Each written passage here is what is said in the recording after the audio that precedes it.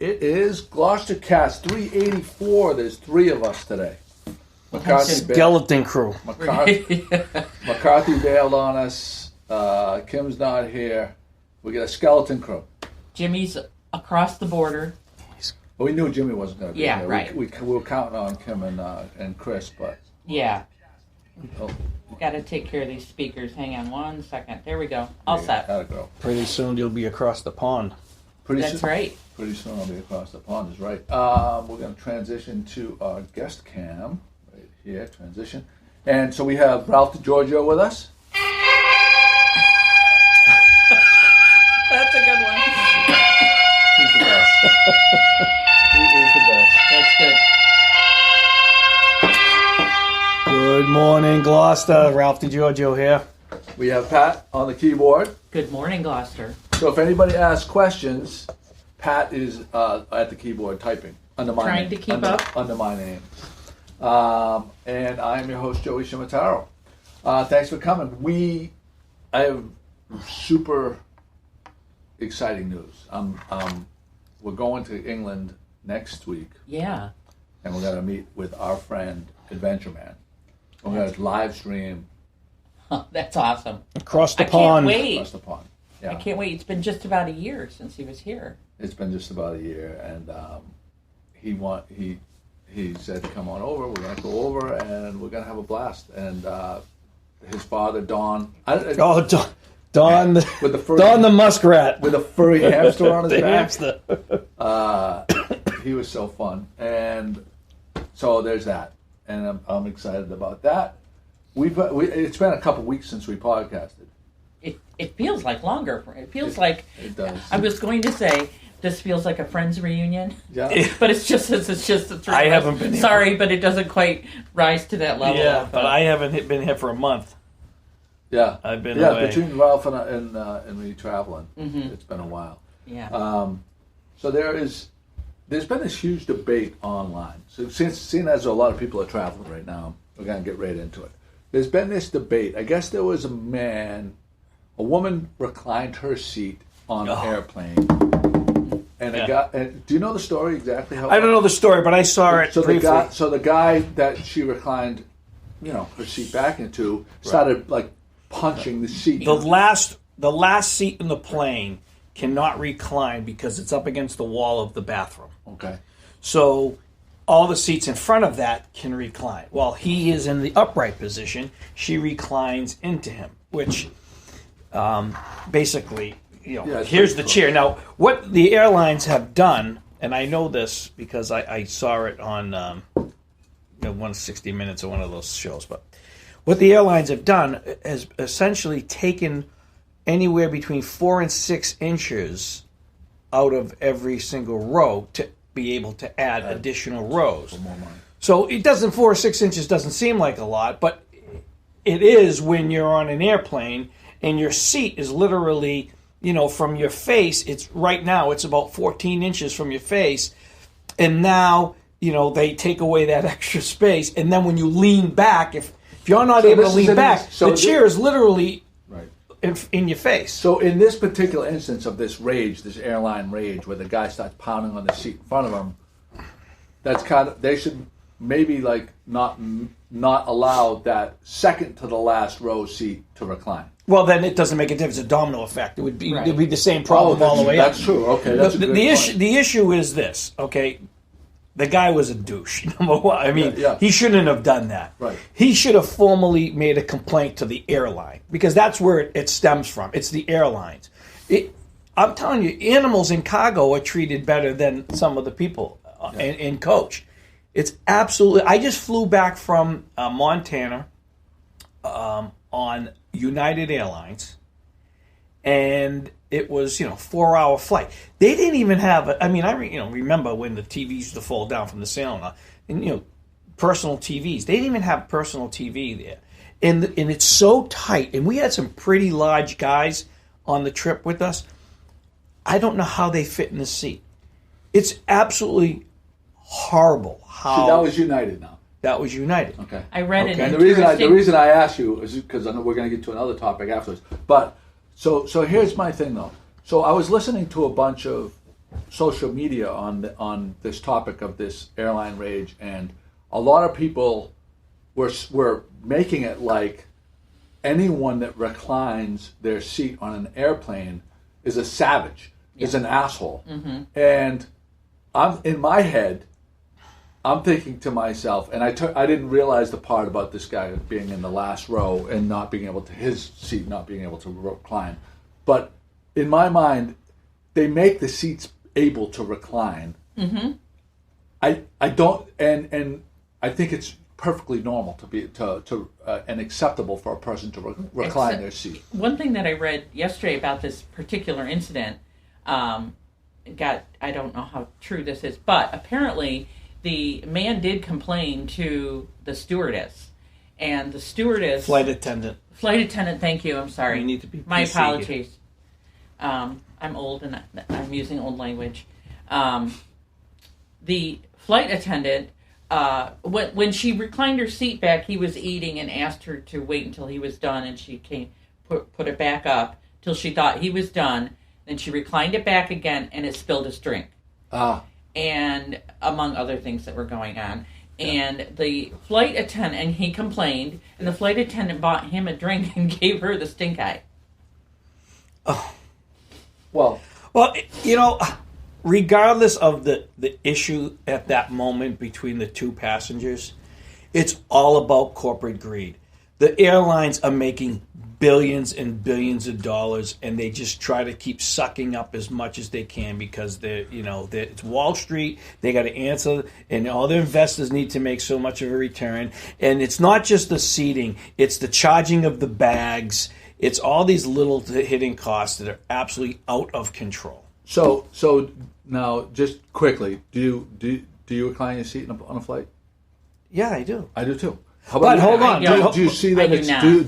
You don't. Well, I don't have the same. You don't necessarily need to. I don't have the same. Space requirement. I do because I try to get some rest while I'm on. I hate to fly.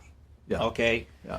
Number one. Number two, I'm not a huge person. Okay, and it's tight for me. I like to sit on an aisle. I'm claustrophobic, so I don't like to be up against the window. Me too, yeah. And if I want to get out, here's the other problem too: is I just was on a flight with Kim from Barbados. I had the window seat, she had the middle seat, and there was a woman had the aisle seat, and the woman slept the entire time. So you couldn't get up. So you can't get up to pee without waking her up. And I have to pee more frequently than most. Yeah. So now I'm sitting there, and now not only am I stuck in there like a sardine, I can't pee. So it was a miserable flight. You got to wake her up. We eventually had to because then Kim had to pee, so we both ended up going. But the airline, I hate the whole. I always go for an aisle seat myself. I always go for because I want that. So if you're a person that goes for the aisle and you plan on falling asleep, you can't get upset if someone wakes you up. No, I just want access to the bathroom. That's just the way it is. But honestly, it depends on the flight. Anything over a 4-hour flight, I try to upgrade. Yeah. Because to have a little bit more room. So I'm going to give you my experience. I'm going to give you my experience with Spirit because I posted about my experience with Spirit, and the reason I'll just go through it quickly. So it's February vacation, and as people know, to travel within February vacation or April vacation, there's just a tremendous amount of people trying to get on these flights. Right. And the ticket prices are reflective. Very reflective of that, and normally it's prohibitive. So one of my lobstermen has a place in Fort Myers, and he goes regularly on Spirit Airlines. And he reports back that he hasn't had any problems at all.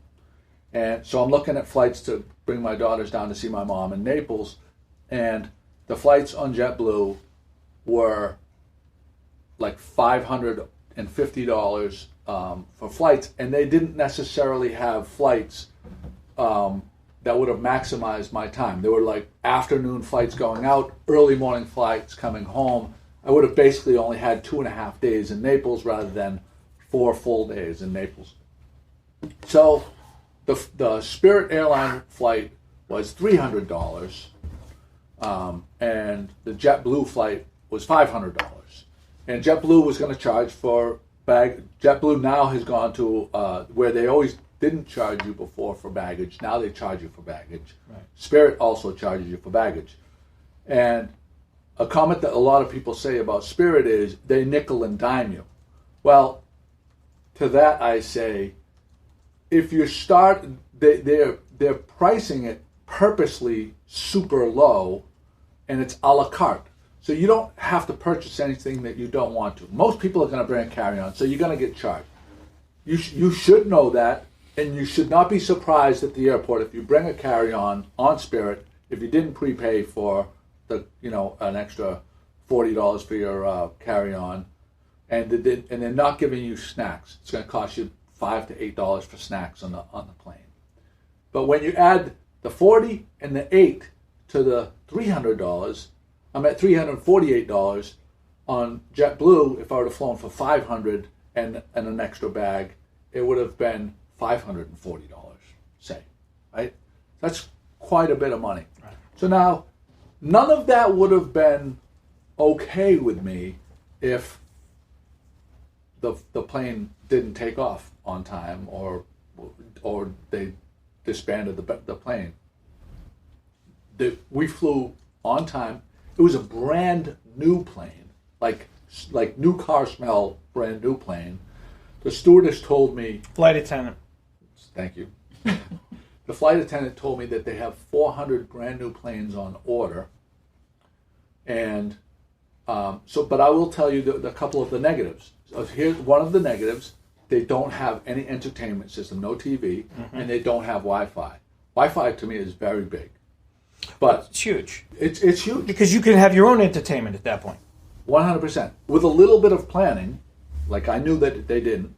I have Netflix. I downloaded a movie onto my iPad. I only had one game that I've been playing for 5 years on my iPad, Monopoly. I actually added Asteroids and this Flappy Golf game that the girls taught me about, which was a lot of fun. So it wasn't as bad. I would rather have Wi-Fi, right. no question about it. There was that. Oh, and the other part, getting back to the reclining seats, the brand new Spirit plane has a slight recline to the seats, but they are not reclinable. There is no button to push it back any further than it is. So you are in there, and that's your space. Mm-hmm. My legs were not hitting the seat in front of me. I'm 6 foot tall, and it was fine. It was perfectly fine for me. The problem isn't with the reclining of the seats. The problem is the fact that the airlines are squeezing the seats so tight together that makes the reclining an issue. That's the problem. It has nothing to do with it. They've been reclining seats on airlines ever since they've been flying commercial airlines. I agree with you. And it's never been a problem. But over the past 10, 15 years, the distance between the seat in front of you is getting smaller and smaller. We just had this conversation with respect to sporting arenas. Look what just happened at the TD Garden. Right, yeah. They moved the seats so tight, so close that you, in some of the upper sections, your knees are literally rubbing the seat in front of you. So every time you move or the other person moves, it's all about dollars. It's all about dollars and cents. It's all about the greed of these corporations making billions and billions and billions of dollars. And you know what? We're still spending the money. So, nothing's going to change. But I think if an airline had a consistent, had a nice, comfortable cabin, had consistent pricing. I mean, let's face it. For you to fly to Florida, let's say fly to Florida the second week in January on, Airline Lobster, okay, and the round trip price is $199, right? And they charge it, whatever, included the baggage, so it's another $25. I don't know why $125. I don't know who come up with a price for $125 for a bag or $75. Why are you spending more money for a bag? They should be encouraging you. I'm gonna tell you why. Well, hold on. Let me finish my rant. Yeah. They should encourage you to check your bags, because when people load an airplane, first of all, loading airplanes is I don't understand how they load airlines from the airplanes from the front to the back. Okay, but nevertheless, they should be encouraging people to check your bags, because when they call up Group A, Group B, Group C, whatever the hell it is, it's like a mad dash so everybody can get their carry-on stuffed in the overhead, because nobody wants to check bags because they're going to pay $120 or $75. But if an airline, if Lobster Airlines, okay, if their price to fly from here to Fort Myers is $199 round trip the second week in January, why does it go up to $550 round trip during February vacation? Does it cost the airline more to fly that week? It's supply and demand. It's supply and demand. I get it. Yeah. But if an airline was consistent with their pricing and their routes, it couldn't fail. I mean, not that airlines fail anyway, but it would be a great marketing tool, and the airline would become one of the greatest airlines around. It would be consistent with everything, luxury and affordability and all that kind of stuff. But don't you think that, like a high, like a February vacation or April vacation, like they're gonna get booked up immediately, and they're gonna lose out on all those extra dollars that they could. Well, that's because of the greed. I mean, it's that's the issue. How much money do they get? They want to make. I think that the reason why they went to why they're going to this model is because when you search for, like, on Google flights, they were able to before to not put in the extra fees. So the top result, you had all these parameters that you could search by. And one of the parameters was by price, by flight times, by price. So people were just going to the top, the one on the list, the cheapest flight. And the cheapest flight, when they didn't have to add in the extras, was the one that they were booking. Now they go through, and then when they get to the airport, then they say they got to get the extra $50. They just want you to book. So it's all about where they come up in search engines. So it was all of these little things that they could do to, like JetBlue, like their fare is a fare, and American, all these other ones that had been charging for baggage before JetBlue changed, is one of the last ones to change over, really. They were able to be higher in the results when people are online searching for flights. Mm. So if they included the price of the bag, then they would have been further down on the. So I still think that the airlines should have to encourage people to check bags. I know it's a pain in the neck, but No, I like to check my bag, to be honest. No. I don't mind it. Yeah, you got to wait a little bit longer, and but it's okay, the fact. I need a little time to gather myself. Just Mike Coder's been having a couple of comments. Let's hear. Let's hear from Mr. Coder. Let's hear from Mr. Coder. Regarding, let me back it up a little bit. About the seat reclining, he says he tries to look behind him and make eye contact with the person behind him. Mike travels like weekly, so so that's thoughtful. And he also said something about the airlines here. Let me see if I can find it again. I'm sorry. It's cheaper on Spirit. It's cheaper to check. Oh, there you go. Mm-hmm. Yeah. Thanks for finding that. So it's a hot topic for sure. Yeah. And Rosemary says she'll only fly JetBlue. So here's the thing. I'd like to hear from. So I put this post up, and on Facebook last night. On Facebook last night, there was a ton of people that were saying, "I'll never fly Spirit again." They just flat out. I did notice that. They just flat out canceled a flight. Now, a question that I have, and I don't know the answer to this, is. Because Kate had a bad experience, but it was 7 years ago when they first started. So I'm wondering if they have gotten better over the years, and I'm wondering if people are saying like bad things about Spirit, because I've had bad experiences on JetBlue. You had a bad experience on United. Right. I've had bad experiences on American. Terrible experiences. Equal opportunity bad experiences. Terrible. But I'm wondering if Spirit is an easy target because it's a discount airline, and Probably. people were not used to that. You're getting to the airport and saying you have to pay for a bag, and we're like enraged, even though it's becoming more the norm now. And even though a flight on Spirit may be $200, a flight on JetBlue may be $400 for the same flight, but you have to pay for the bag. It's still way cheaper, but people can't put that together. I'm wondering. I don't know, and I'd like to hear from people. Mike says, what happens when you need to call someone at Spirit? I don't know what he's talking about. Like call someone. There's flight attendants. Anyway, we're gonna move on. But those are great. Those are. It's a hot topic for it's sure. Definitely a hot topic. Anytime people fly, their senses are heightened. Right, they're already kind of agitated. Definitely. I want to do a shout out to my friends at Feather and Wedge. We went there, and the reason I want to give them a shout out is a special reason, and we have a bunch of restaurants to get to here. But what really knocked me, I was really happy about, was they are using local crab meat. There's not a lot of restaurants that I see featuring local crab and local crab meat on their menus, and they are. It's kind of like, I consider it almost like an underutilized species. And local crab meat, I don't actually bring local crabs home because it's a lot of work, but you can get local crab meat already shucked, and it's relatively inexpensive, and it's delicious. It's yummy. It is so delicious. So I had a crab and avocado salad. It was out of this world. You can get it at Connolly Seafood. They have crab meat in little containers. I have one in my fridge that I'm looking forward to getting to. And on the menu that night when we went 2 nights ago, they also had skate.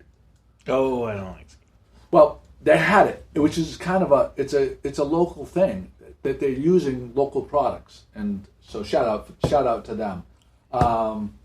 And one other thing, what I noticed recently, when I do Google, when I'm going to call a restaurant, just in the past week or so, or a couple weeks, when I do a Google search for the restaurant so I can call them to make a reservation, it seems like OpenTable and Resy, which are apps, are now integrated with the Google search results. So you can make the people that are using these systems, you can make without having to make the phone call and them get back to you if they're not open, you can make that right through Google, your reservation. I haven't done tried it that at Duckworth's, yet. Yeah. and I made it at, I don't know if it was Duckworth's or Tono, and I made it at Feather and Wedge the other night. Just without having to talk to anyone. I wonder if you actually have the reservation. Yeah, I recently used the Resi, not through Google, but I went and looked up the Feather and Wedge website, and they, when you click the make a reservation, it goes right to there, and it was so easy and awesome. Super easy, especially when you just, you can say, okay, Google, find Feather and Wedge, and it shows you the open times and which is nice. It has all the times that are already open. Yeah, and it says, how many seats, and then you can put a little note of a request, like we like to be seated near a heater, in the middle of the winter, which was really nice. Duckworth's. Did we talk about Duckworth's last podcast? Only that they had just recently reopened after their. We talked about the new sign renovation. They have a new sign. They have new renovation, and the sign, if you notice, just says Duckworth's. It doesn't say Duckworth's Bistro. I did not notice that. And I was talking to Ken, the owner, one of the owners, him and his beautiful wife, and he was saying the reason they didn't put the bistro on there is because it's kind of confining, and they say they want their space to be much more. They're having their it does put a picture in people's heads, I think. They're having book clubs there. They're having more events there, so they didn't want it to be a restrictive thing. It's Duckworth's, like almost like a community space. So he wanted people to know that. So there's that. Pat, you want to speak? You want to talk about Oliver's Harbor? Yes, we went to Oliver's Harbor for the first weekend it was open. I think it was Saturday night, and we were very pleased that we did not experience what you might normally experience in an opening in the first few days of a restaurant being open. There didn't seem to. We didn't experience any glitches or anything like that. The food was really good. It was full. There were a lot of people in there. It was opening weekend. Yeah. And I saw several familiar faces behind the counters and with the servers. So that was nice. Did they do anything to the room? Was already beautiful. I didn't think it needed anything. Only on the walls. Only The rest of the physical part of the room is exactly the same. I think that's smart. The bar seating. There's so many times there's a nice room, and like a restaurant person goes in and they feel like they have to redo the whole bar seating thing. area is exactly the same. Yeah, it was a nice setup. It was a nice setup. Yeah. I'm looking forward to checking it out. Yeah, me too. Sooner than later. Yeah. Yeah. So that's good. What did you order and how was it? I got this. I thought about you because I got the filet mignon. So why do you say that? Yeah. Because we talked about it recently that you said that women generally seem to prefer filet mignon because you don't want to wrestle with the gristle, right. Which is true. I don't like to wrestle with the gristle. It's a little sexist, Joe. Well, a filet has less fat in it. Yeah, it's tender, but it also has less fat, but it also has less flavor. So what you're saying is someone like But Pat to me, would it was never full. order a tomahawk? Probably not the best, probably not the best cut for him. No. I knock it till you try it. Yeah. I'm forgetting what Jim got right now. We did do a post about it, and I featured the food. And I can't remember what he got, but he enjoyed it. I'll go back and look to your post. And they have a lunch menu, I noticed. I haven't seen them open at lunchtime yet, but I haven't looked that hard for it yet. But maybe that's for springtime and summer. I don't know. Because I did not see them open at lunchtime yesterday on Saturday down on Main Street. So, Yeah. But we'll go back for sure. The Gloucester Times reported. So now there was a big thing about Safati had messaged me and like Wendy's is not coming to Gloucester. Right. I go that's fine. I says because Gloucester Facebook group had reported this, and we went and we clicked on the link on the Wendy's corporate website, and they did have a looking for positions. So it wasn't completely unfounded that people would think that they were coming. Right. But Gloucester Times is reporting that Sam Park, who is the developer at Gloucester Crossing, two very exciting kind of restaurants going to be opening up there. I saw that. A steakhouse / tavern and a sushi / hibachi style restaurant coming to Gloucester Crossing. And the steakhouse is going to have some outdoor seating. And family friendly. Which that space is really coming along. They're always building something up there. Well, it's starting to fill out, which is encouraging. Very encouraging. I'm happy about that. I also read in the recently regarding the downtown area, East Gloucester, that the Writers' Center is missing its pencil. Oh, it was stolen? Apparently stolen. Wow. So if you see the pencil somewhere other than on the Writers' Center building, What is going on? please return it. It does look kind of funny when you drive by there, I'll say. I could see it right. I noticed it right away.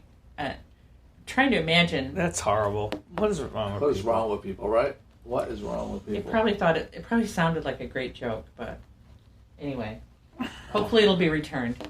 Yeah. Ralph, the Bruins have made a recent moves.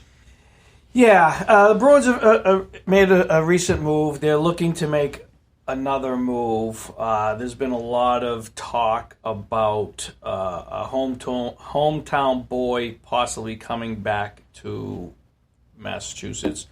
Boxford's own Chris Kreider, who plays for the New York Rangers.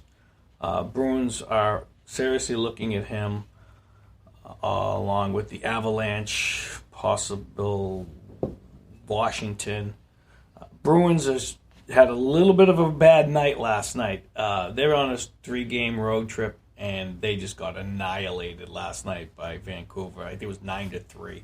I closed my eyes, and it was. I was like, okay, I've seen enough of this. Stop. They were on like 11-1 run. Yeah, they were on a good tear, but you can just tell. Hockey people will look at this team and say, "Oh my God, these guys are just spent." I mean, they look. It was almost like, a professional team playing a high school team last night. They had nothing. Nothing. Bruins have a lot of talent. They're a great team. But, these road trips take a lot out of you. Mm-hmm. It's not just, people realize, they're watching the game today, then they watch the game Tuesday, then they don't realize what's involved in the traveling and all everything. But so they're really, really tired. They need a good little rest. But back to the trade talks. The Bruins, if the Bruins are going to make a serious run for the Cup, they just acquired one player that will definitely help on the Krejci line, I believe, if they put him on the Krejci line. But they need one more player to play on the Charlie Coyle line. And if they can solidify the third line, I think the Bruins have another legitimate shot at a Cup run this year again. C. Reed says too many back-to-back games. Well, that's it. I mean, it's too many back-to-back away games. I mean, Steve's a huge Bruin fan, as am I. But you know what? They're in good shape. They're gonna make the playoffs very fun to watch. If they can pull off one more solid player, I think they have a legitimate chance. So. There was a question. How much was your filet at Oliver's Harbor? Ooh, if you remember. I think it was around $28 or $30. That's reasonable. That's what they go for nowadays. And now there was also this is awesome. There was a really special. Yeah. I'm going to let you. I'm going to throw. So last night, yesterday afternoon, I believe it was the Hurricanes were playing. I think the Maple Leafs, and the Hurricanes goalie came out to make a play. And I haven't heard anything if he's doing well. He walked off the ice, so I think he's going to be fine. But he came out to make a play. He come out almost to the blue line to send the puck. And one of the players on the Maple Leafs collided with him. And, I think that he had to go into this concussion protocol. So anyway, the Hurricanes had to bring in, they have this emergency goaltender replacement. Oh, I saw this in the paper. They brought out, now I didn't tell you this because you were asking before the show what was the hype all about, and it didn't make sense to you, but they ended up bringing out a 42-year-old Dave, I think his name is Dave Alves or something, I can't remember, David something. 42-year-old backup Zamboni driver goalie.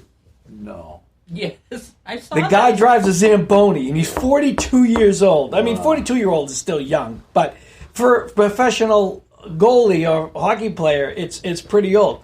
Well, they won the game, and the team just went nuts afterwards in the locker room. Yeah. This guy, I think his number's number 90. They're already starting to print shirts and sell shirts for this guy, and it was a great moment for someone like that.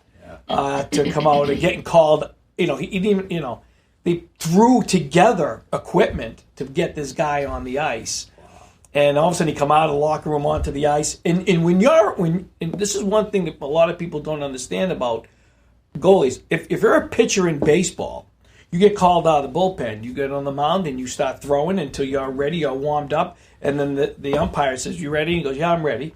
In hockey, if you're a goalie, you come off the bench. You're in net. They drop the puck. There's no warm up. Yeah. So he could have been greasing the Zamboni out back. Yeah. They call him and said, like Mellon, put your suit on. We need you.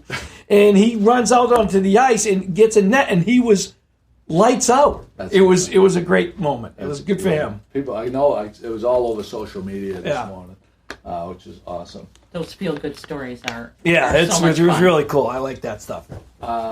Gives hope for us people that have a dream. Keeping with the hockey team, 40 years ago yesterday. Yes. A miracle on ice. Yes. Send chills down your spine. No matter who you were. No matter who you were. It united the country. Where were you? And Pat, did you live close to Lake Placid? I don't know. We were in New York, the same central New York, so it's was it a 4-hour drive? Yeah. So our friend, Steve Reed, his lovely bride, Kim, is from Saranac, which is Saranac Lake in Lake Placid.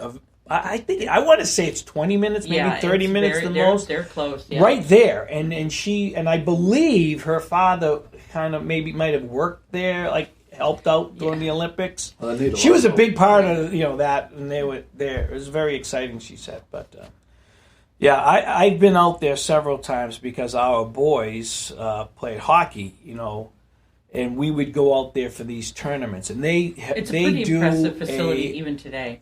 Fabulous job with these hockey tournaments, and the kids get to play on the 80 rink where they played, and then they have these videos, and it's just a great take for a young kid now all the young players, hockey players, watch that movie. Oh yeah. I don't know any hockey player that has never seen that movie. I put a link to you can watch. I could watch if that movie was on, and I'm scrolling through the channels. I'm stopping at that movie. It's one of those movies. Yeah, I was watching it last night before Kim and I were going out to dinner, and I'm watching it, and I was getting ready, and I ran out of the bathroom. I go, here's the part where Herb Brooks gives his speech, and then you can look up that speech on YouTube. There's a YouTube video of a little kid. You should doing the doing the Herb Brooks, and he really played it up really good, But it's one of my favorites. It's a great movie. Do you remember where you were, Pat? I don't remember it specifically. It was my first year of teaching, and that entire year is a complete blur. Total blur. So I was, that week, or a couple weeks before, I went on a YMCA ski trip up to Crotchet Mountain. And my first time going up to the lesson on the T-bar, I fell off the T-bar, and I was coming down the mountain, halfway down on the bunny slope, and I fell over. You should have said Black Diamond, Joe. This made the story a lot better. I fell over on the bunny slope, and my binding didn't release, and I broke my leg. Oh my gosh. So my parents had to come up there, grab me, brought me home. And remember the old cast, the big plastic Paris? They weighed like 50 pounds. So I was in this big full-size bed, and while my friends were still in school, those games were during the day. Right. While people were in school, I got to watch the whole run. Oh my gosh! Every single game, those games. Sweden. So I got to watch all the games and watched it live. Good for you. It was that was the one saving grace right there.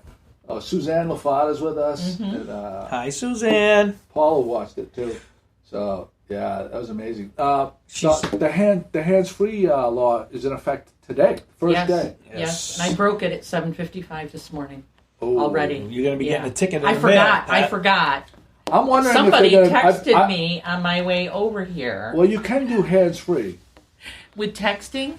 You can. You can speak to it. You Okay, say, I will have to look at my phone and figure that out. If you have an iPhone, you can say, hey, the girl's name, and then text Pat Dalpiaz, and then that would. But you still have to press the button. Yeah, you can. Yeah. In theory, the law is you're not supposed to be touching it. Sure? Except to put it in hands-free mode. Are you sure you have to? Well, if I want to send a text to you right now, I would just hit the button. I'd say text Joe Jim. I'm going to say right here. Okay, I'm going to put the phone down. Yes, Mike is right. It's only warnings until the end of March. I did read that. Oh. But it would do, based on how many people I see when I'm driving, there will be a lot of reminders will be needed. I'm curious if they're going to be like a lot of sting operations the first week.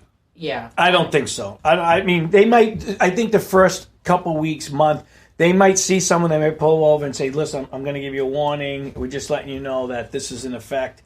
I don't think they're going to start whacking people over the head right away. Well, I'll say this. Craig Kimberly turned me on to a system that I use, and it is, actually, I can use, I'm going to switch that. Is Craig watching by any chance? I don't know, he may be, but I'm going to switch it over to me so you can see what I'm talking about.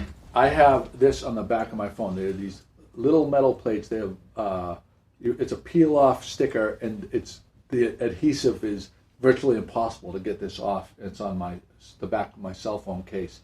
In my car, I have the same thing. Do you have the one with the ball? Yeah, you got it too. So there's on Amazon. I'll put a link in the show notes. Very simple. That you adhere this. It clips to your vent. Well, I don't have a clip. Mine has a 3M Oh, okay. I have a clip that goes on my vent, and I get my car, I just stick it to it. Stick it on, it comes off easily. And then I have the use it as CarPlay. I have the Apple CarPlay. Right. For people that don't have that Apple CarPlay, so the phone will just stick on the mount, and I use it for my GPS and stuff like that, because I don't have CarPlay. My truck is 8 years old. But the link is in the show notes. They're like right around $10. They work the nuts, and you can have mounts in several different locations for what you want to do, and that way you really don't have to use that. So there's that. Just as long as people are aware. Yeah, no, there are things there that are available. I'm gonna right here. I want to make sure. I think. Oh, I wanted to give a shout out, Charlene, our friend Charlene, Chris's wife. Shasha has a new listing, 24 Cobblestone Lane, Unit 301, Pondview Estates. $310,000. I got a link in the show notes. And if we help with the sale, we get a commission. Huge. I wish. That would be nice. But yeah, no, there's that. We'll get profit sharing. Is that what you're saying? Well, we're part of the marketing, so we should be getting our fair share. Legally, we're entitled to that. Savor Wine and Cheese is Savor Wine and Cheese is having a wine seminar. There's the second in their series, exploring the wines of Portugal, and so you can sign up for that. Let's try to see if we have anything else in here. We're gonna have Brandon Pratt is coming in this week, and we're gonna. Oh, we're also. I should mention. Tim Sanborn is going to come in this week. Oh, he's doing the other half of his. He's going to do the other half. He's going to do the commercial. So anybody that has any questions for Tim, I'll put a note when we're going to do that. And Brandon too. They can prep up Brandon. for house mortgage. Brandon Pratt has been so incredibly busy because interest rates had hit another crazy low. Right. So if you have questions about house mortgages and loans, then you can look for that. Yeah. So I think Tim is tomorrow, and then Brandon is the following day. Those won't be traditional podcasts. Those are just going to be kind of like just pieces with them. Yeah. So I think that's it for the podcast. Let's see if anybody did anybody. Good turnout today. Wait, Mike. Mike out here giving us some good information. Yes, he is. You can use GPS from your phone, and that's not a violation. Is with the hand free. Right, because Mark McCoy, who's a policeman, he's been chiming in, and it's warnings for the first month. And the updates on Mom's Kitchen is hang on. I heard that Mom's Kitchen is waiting for a fire alarm. They have to put in a new fire alarm system or something of that sort. So they're waiting for that. But the restaurant is pretty much ready to go. Yeah. So very excited about that opening. Yeah. And they said... I think they said another month. I think. No. I don't know weeks? about that. I think it's like any day. Oh, they're just waiting for that? They're just waiting for that. Watch Facebook and they'll make the... Yeah. They said just keep going to their Facebook page and they'll let everybody know. I can't wait to go to that. Oh, that place is very phenomenal. exciting. So, yeah, there we go. GloucesterCast 384 is in the books. Thank you, everybody, for watching. And a special thanks to... did I just squeak a little bit on... Special thanks. There was a little squeak there. Yeah, special thanks to Chris McCarthy for not showing up today. I didn't even see him hopping on here. I didn't even know. Well, he doesn't do Facebook. Chris is that's right. I didn't even realize he wasn't here. Well, we didn't have him on the soundboard doing the fart noises every 10 seconds. But that's right. It was a non-farting experience. Bathroom-related things. No, there was. Well, there'll never be a bathroom-related conversation. No toilet paper talk. No fart talk. Wow. No poop talk. How did everybody like that? We'll see how that goes. We'll find out. But just to make everybody feel comfortable. Okay. Oh, thank you. Good. That goes out to Chris. Thank you guys for showing up and hanging out with us. We appreciate it. We'll see you tomorrow with Tim Sanborn with the commercial solar information. Goodbye, everybody.